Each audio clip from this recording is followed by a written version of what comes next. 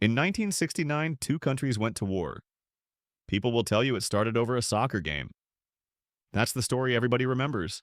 Two small nations in Central America, a World Cup qualifying match, the crowd boils over, and within weeks they're dropping bombs on each other.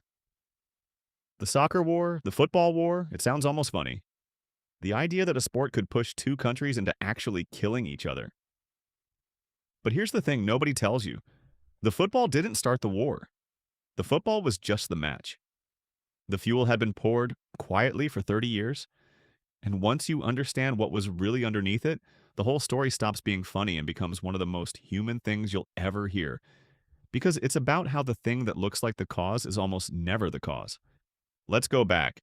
The two countries are El Salvador and Honduras. They sit right next to each other on the map, sharing a long border. But they could not have been more different in one crucial way: space. El Salvador was tiny, the smallest country in Central America and the most crowded. Far too many people packed into far too little land, and most of that land owned by a small handful of incredibly wealthy families. So if you were an ordinary Salvadoran farmer, there was simply nowhere for you to go. No land to work, no room to breathe. And right next door sat Honduras. Much bigger, much emptier. Wide open country, thinly populated, with space that seemed to stretch on forever. So people did the obvious thing. For decades, ordinary Salvadorans crossed the border into Honduras looking for land and work. Hundreds of thousands of them. They cleared fields, planted crops, built homes, raised families on Honduran soil. By the 1960s, around 300,000 Salvadorans were living in Honduras. A huge number for a country that size. To them, it was just survival. You go where the land is. You feed your kids. For a long time, this was fine. Nobody minded. But pressure that builds slowly is still building. And in the late 1960s, the lid came off. Honduras was having its own problems. Its economy was struggling, and ordinary Hondurans were angry. Angry at the wealthy elites and foreign companies who owned most of the good land. But it's hard to fight the powerful. It is much easier to blame the outsider. And there conveniently were 300,000 outsiders, the Salvadorans, who could be blamed for taking jobs, taking land, taking what should have belonged to native Hondurans. So the Honduran government passed a land reform law. On paper, it was about giving land back to Honduran citizens. In practice, it meant one thing: take the land away from the Salvadoran immigrants and throw them out. Families who had farmed the same fields for 20 or 30 years were suddenly told they were trespassers. They were evicted. Some were beaten. Many were simply forced to abandon everything they had built and flee back toward a Salvadoran border they hadn't crossed in decades, back to the overcrowded country that had no room for them in the first place. Imagine that. You're driven off your land in one country and pushed into another that can't feed you. Tens of thousands of people with nowhere on earth to go. This is the fuel. This is what was really happening. Two neighboring countries, one with too many people and no land, one with land and a government that needed someone to blame. Resentment pouring across the border in both directions. The newspapers in both countries screaming. Each side telling its people the other side were monsters. By the summer of 1969, the petrol had been poured. All it needed was a spark. And the spark was football. Because that same summer, El Salvador and Honduras happened to be drawn against each other to qualify for the 1970 World Cup. 3 matches. Two proud, furious nations already at each other's throats over land and refugees, now forced to face off in the most nationalistic spectacle on earth. The first match was in the Honduran capital. The night before the game, crowds surrounded the hotel where the Salvadoran team was staying and kept them awake all night, banging on sheets of metal, setting off firecrackers, shouting, making sleep impossible.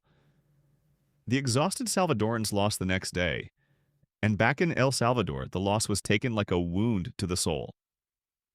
There's one story from that night that tells you how far gone things already were.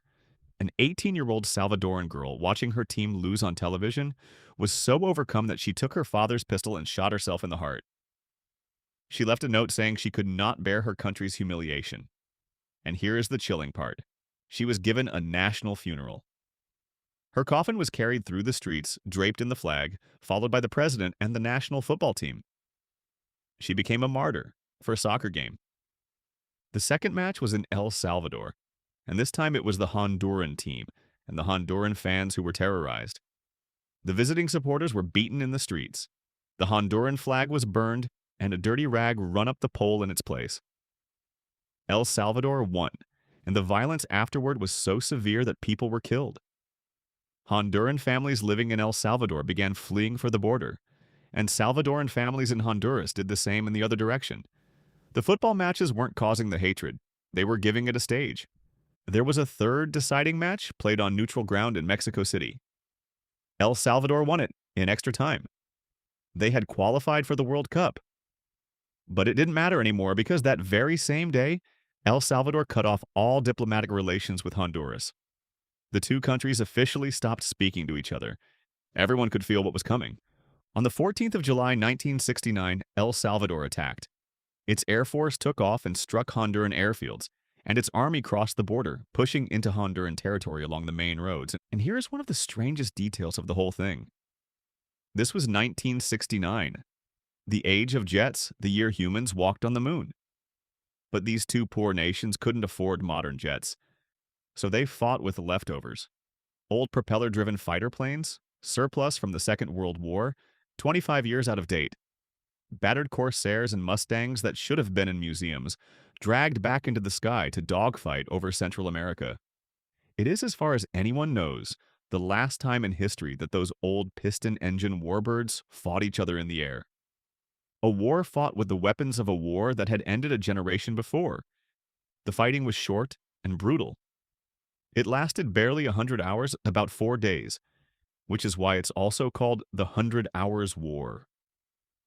But 4 days was long enough. Bombs fell on towns. An oil refinery burned. Soldiers and civilians died in the hills along the border. By the time it ended, thousands of people were dead, most of them Honduran civilians, and hundreds of thousands more had been driven from their homes. The rest of the region was horrified. The Organization of American States, the bloc of nations across the Americas, pressured El Salvador relentlessly to stop. Threatened with sanctions and isolation, El Salvador finally agreed to a ceasefire and pulled its troops back out of Honduras. And what had it all been for? Nothing. Or worse than nothing. The border didn't move. Neither side gained anything. The trade between the two countries, which both desperately needed, was shattered. The shared Central American economy that had been slowly knitting the region together collapsed. And the deepest problem, the one underneath everything, didn't just go unsolved. It got worse. Because all those Salvadoran refugees who'd been thrown out of Honduras now had truly nowhere to go. They flooded back into El Salvador, that tiny, overcrowded country with no land, making it even more crowded, even more desperate, even more unequal. And that pressure didn't disappear. It kept building. A decade later, El Salvador collapsed into a brutal civil war that would kill far, far more people than the football war ever did. A war whose roots run straight back through this story, through the land and the desperation, and the men who found it easier to blame a neighbor than to fix what was broken at home. So that's the truth of it. We call it the soccer war, the football war, the silly little war that a sports match started. And it makes a good story because it lets us laugh and shake our heads at how irrational people can be. But the football never started anything. The football was the last thing, not the first. 30 years of crowded land and desperate families and governments who needed someone to blame. That was the war. The matches just lit it. And that's the part worth carrying with you. Because we do this constantly. When something terrible happens, a fight, a riot, a war, we point at the last thing, the spark, the moment it visibly caught fire, and we say that's why. That started it. It's so much easier to blame the match than to look at the petrol, because the match is loud and obvious and the petrol was poured so slowly that nobody noticed it, pooling around their feet. The most dangerous thing was never the spark. It was the 30 years no one was paying attention.